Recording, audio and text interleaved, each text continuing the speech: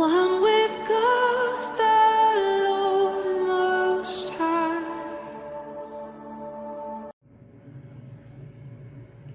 Hi! What a wonderful day once again, my dear friends. For today, I would like to share this topic on how to preserve nutrients in fruits and vegetables.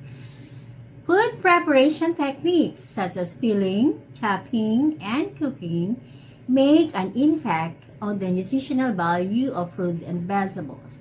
We have to follow these steps to preserve nutrients.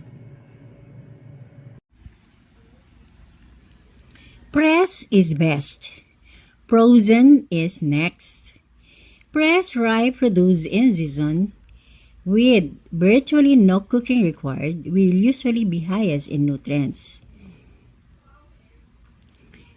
So data indicates that pressing produce immediately after harvesting retains 95 to 100% of most vitamins and minerals, with the exception of vitamin Z, which diminishes by about 30% in frozen produce. Be water wise. US data shows that up to 50% of vitamin Z, vitamin B6, and folate content in food can be lost to the water it's cooked in.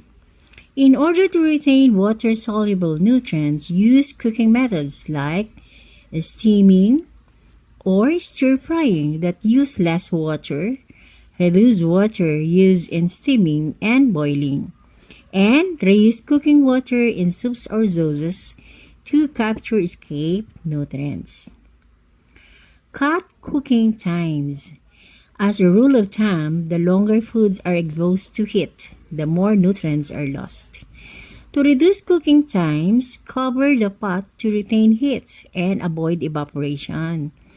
Place vegetables in already boiling water and learn to enjoy vegetables with a crunchier texture. Make friends with your microwave. Since it cuts cooking time and water use, the microwave is a nutrient-friendly kitchen appliance. A 2009 study published in the Journal of Food Science found microwaving preserved higher antioxidant activity in a majority of 20 vegetables studied compared to any other cooking method. Chop less. Chopping foods into smaller pieces increases the surface area exposed to light, heat, and water. Three factors that degrade nutrients. One exception is garlic and others in the allium family like onions, leeks, and shallots. Chopping these foods and allowing them to sit for 10 minutes before cooking increases their active components. Preserve the peel. Keeping peels on foods like potatoes, yams, and carrots preserves more nutrients that tend to concentrate just near the surface. In place of peeling, offer a good vegetable brush and scrub vegetables thoroughly. Use it all. Next time you're getting ready to throw away those bit or carrot tops, think again.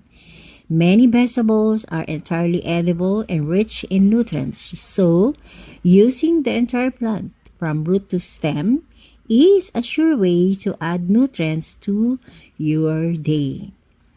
Keep it cool. Nutrient loss in many fruits and vegetables can be decreased with cooler temperatures, high humidity, and less air contact. Store produce in airtight containers in the fridge. Cooking helps sometimes. Not all vegetables need to be eaten raw. In fact, cooking methods such as baking, microwaving, and stir-frying can increase the antioxidant activity of many vegetables, such as celery, carrots, and green beans, according to a 2009 Journal of Food Science study.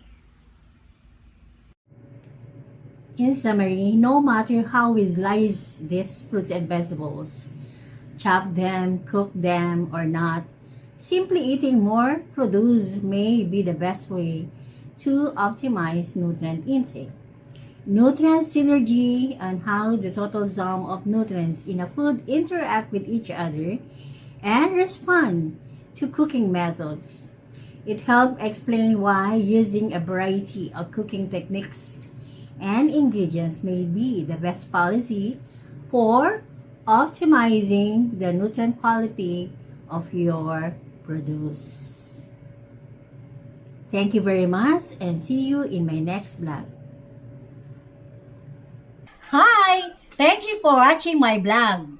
Don't forget to like, share, subscribe, and click the notification below. For more updates and for more upcoming videos, see me in my next vlog.